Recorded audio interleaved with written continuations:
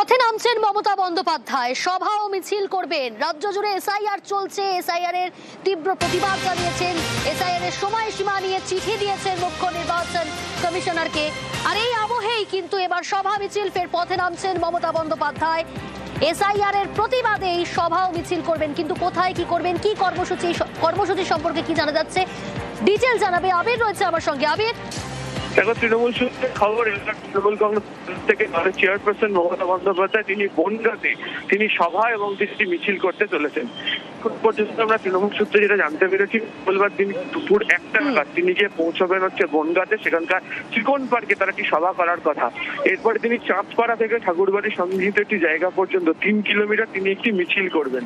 SIR এর আবহে বনগাঁ অত্যন্ত গুরুত্বপূর্ণ এবং তুমি জানো যে সেখানে যেভাবে সিএ ক্যাম্প করা হচ্ছে বা গত কয়েকদিন ধরে যেভাবে মমতা বালা ঠাকুরের যারা নেতৃত্বাধীন যারা রয়েছেন তারা যেভাবে অনশন পর্ব পালন করেছিলেন এবং বারবার তিনি তৃণমূলের বক্তব্য যে এসআইআর করে মতুয়াদেরকে তাদেরকে ক্ষতি করা হচ্ছে, তাদেরকে কার্যত চাপ তৈরি করা হচ্ছে এবং তাদের অস্থির অবস্থার মধ্যে পড়তে হচ্ছে, তা নিয়ে তৃণমূল বারবার ধরে সরব হয়েছিল।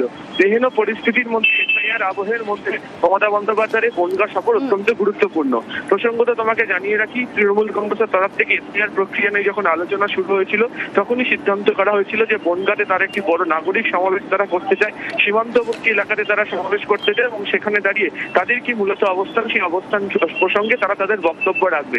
যেহেতু সীমান্তবর্তী অঞ্চল, প্রচুর মতুয়া অধ্যুষিত মানুষজন সেখানে থাকে এবং ঠাকুরবাড়ির অভ্যন্তরেও একদিকে শান্তনু ঠাকুরকে তৃণমূল যেমন আক্রমণ করছে, পাল্টা তৃণমূল কংগ্রেসকেও সেখানে বিজেপি শিবিরের তরফ থেকে আক্রমণ করানো হচ্ছে। তো এরকম পরিস্থিতির মাঝে দাঁড়িয়ে অবশ্যই এটি গুরুত্বপূর্ণ। তৃণমূল সূত্রে খবর, মঙ্গলবার দিনকে এই কর্মসূচির বিষয়ে যে প্রস্তুতি তা তৃণমূলের অন্দরে শুরু হয়ে গিয়েছে। গতকালকে জ্যোতিপ্রিয় মল্লিক তিনি ঠাকুরবাড়িতে গিয়েছিলেন, তিনি মমতা বালা ঠাকুর এবং যারা রয়েছেন তাদের সঙ্গে বৈঠক করছেন। সূত্রের খবর, আজকেও এই সংক্রান্ত প্রস্তুতির বিষয়ে বনগাঁ সাংগঠনিক জেলা সভাপতি বিশ্বজিৎ দাসের সঙ্গে সেখানকার যারা নেতৃত্ব রয়েছেন তারা বৈঠকের পর্ব ইতিমধ্যে শুরু করেছেন। ফলে এসআইআর আবহের মধ্যে বনগাঁতে যে মিটিং এবং মিছিল দুটোকে ঘিরে তৃণমূল কংগ্রেসের তরফ থেকে তাদের যে রাজনৈতিক বার্তা দেওয়ার কাজ, অন্তত মতুয়া সম্প্রদায়কে উদ্দেশ্য করে সেই বার্তা সেখান থেকে দেওয়া হতে পারে। এবং অত্যন্ত গুরুত্বপূর্ণ এই সভা মিছিল এসআইআর আবহে। অনেক ধন্যবাদ আবির। যেমনটা বলছিলাম, এসআইআর এ গরম বাংলা। অবিলম্বে এসআইআর স্থগিতের দাবি জানিয়ে এবার মুখ্য নির্বাচন কমিশনার জ্ঞানেশ কুমারকে চিঠি মুখ্যমন্ত্রী মমতা বন্দ্যোপাধ্যায়। এদিকে সোশ্যাল মিডিয়ায় পোস্ট করে নির্বাচন কমিশনের দাবি, পশ্চিমবঙ্গে এসআইআর মসৃণভাবে চলছে। এসআইআর নিয়ে বিরোধীদের তোপ অমিত শাহের। অনুপ্রবেশকারীদের ছাড়া হবে না বলে হুঁশিয়ারি অমিত শাহের। दुर्भाग्य की बात है, कुछ राजनीतिक दल एक घुसपैठिया हटाओ का जो अभियान है इसको निर्बल करने में लगे हैं। चुनाव आयोग द्वारा जो एसआईआर की प्रक्रिया चल रही है इसका खिलाफत कर रहे हैं। इस देश में से एक एक घुसपैठिए को चुन चुन कर बाहर निकालेंगे, ये हमारा प्रण है। कोई घुसपैठिए को अधिकार नहीं है कि हमारी लोकतांत्रिक प्रणालिका को वो प्रदूषित करे। और मैं आगाह भी करना चाहता हूं उन राजनीतिक दलों को जो घुसपैठियों के संरक्षण में लगे हैं। बिहार के चुनाव देश की जनता का मैंडेट है और वो मैंडेट घुसपैठियों की उपस्थिति के खिलाफ।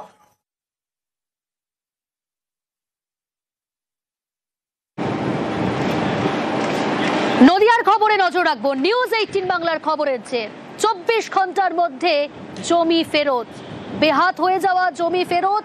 নিউজ 18 বাংলার খবরের যে জমির রেকর্ড ফিরে পেলেন জমির মালিক।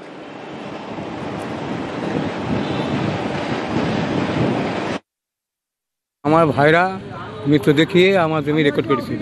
এটা আমি গত বুধবার নিউজ 18 বাংলায় খবরটা দিই। আমি কালকে এই জমি রেকর্ড ফেরত পেয়েছি। নিউজ 18 বাংলাকে আমি ধন্যবাদ জানাই। আমার মক্কেল আবু বক্কর শেখকে মৃত দেখিয়ে তার আত্মীয়রাই নিজেদের নামে জমিটা রেকর্ড করে নেয়। এই খবর আপনাদের চ্যানেল সম্প্রচারিত হয়, তৎপরেই বিএলআরও থেকে শুরু করে এডিএমএলআর পর্যন্ত অত্যন্ত তৎপরতার সাথে তার রেকর্ডটিকে রেস্টোর করে এবং আবু বক্করের নামে জমিটাকে পুনর্বহাল করে। এর জন্যে নিউজ 18 বাংলাকে ধন্যবাদ। সাথে সাথে অপেক্ষায় রইলাম যে আধিকারিকরা এরকম একটি দুর্নীতির সাথে যুক্ত তাদের কি হয় দেখবার জন্য। আমরা নিউজ 18 বাংলা খবর দেখাই, মানুষের সমস্যার সমাধান করার চেষ্টা করি, সমস্যার কথা তুলে ধরি। নিউজ 18 বাংলার খবর হচ্ছে নদিয়ার পাশাপাশি খড়দায় 1 বছর পর জমি উদ্ধার। জমি জবরদখল করা হয়েছিল, কিন্তু খড়দায় সেই 1 বছর পর নিউজ 18 বাংলার খবরের জেরেই সেই জমি ফিরে পেল, জমি উদ্ধার করলো জমির মালিক। সুবীর রয়েছে আমার সঙ্গে। সুবীর, জমির মালিক কি বলছে? নিউজ 18 বাংলার খবরের জেরেই উদ্ধার হওয়া জমি, অর্থাৎ জবরদখল হয়ে যাওয়া জমি, সেই জমি উদ্ধার করলো জমির মালিক। দেখো, পদ্মহ পদ্মপুর পঞ্চায়েতের অন্তর্গত এই যে বলাগড় এলাকা, সেখানে কিন্তু এই যে জমি, সেই জমিটি কিন্তু জেলা পরিষদের অন্তর্গত সেই জমি ছিল, কিন্তু সেই জমি বেআইনি ভাবে জমি মাফিয়া যারা রয়েছেন তারা কিন্তু সেই জমি দখল করে নেয়, এবং সেই দখল করার পরে কিন্তু এলাকার গ্রামবাসী যারা রয়েছেন তারা কিন্তু প্রতিবাদ করেন, এবং সেই জায়গা থেকে আমাদেরকে তারা খবর দেন। এবং গত অক্টোবর মাসের 19 তারিখ আমরা কিন্তু এই খবর সম্প্রচারিত করি নিউজ 18 বাংলা, এবং জেলা পরিষদ আধিকারিক এবং বন্দিপুর পঞ্চায়েতের উপপ্রধান ঘটনাস্থলে আসেন এবং এসে এই যে জমি, সেই জমি কিন্তু পুনর্দখল করলেন এবং সেখানে জেলা পরিষদের বোর্ড টাঙিয়ে দিলেন। এবং এই ঘটনায় যেমন গ্রামবাসীরা যেমন খুশি, পাশাপাশি পঞ্চায়েতের উপপ্রধানও কিন্তু নিউজ 18 বাংলাকে ধন্যবাদ জানিয়েছে। একদম, বেশ। কমপক্ষে 60 থেকে 70 বছর ধরে দেখছি আমাদের জন্মের আগে থেকে এই পুকুরটা বা এই জমিগুলো অসাধু লোক, কারা জমি মাফিয়া, তারা চেষ্টা করেছিল এই জমিটা যাতে আমরা তাদের নামে করে বিক্রি করে মুনাফা করবে, এরকম একটা চেষ্টা করেছিল। কিন্তু আমাদের সারা বলাগড়বাসী এবং দুটো মসজিদ কমিটি সবাই থেকে আমরা সেটা বাধা দিই। আমরা তো খুব খুশি, গ্রামবাসী আমরা সবাই আনন্দিত। কিছু জমি মাফিয়া এই জমিটাকে দখল করতে চায়। নিউজ 18-এর মাধ্যমে আমরা খবরটা সম্প্রচার করি।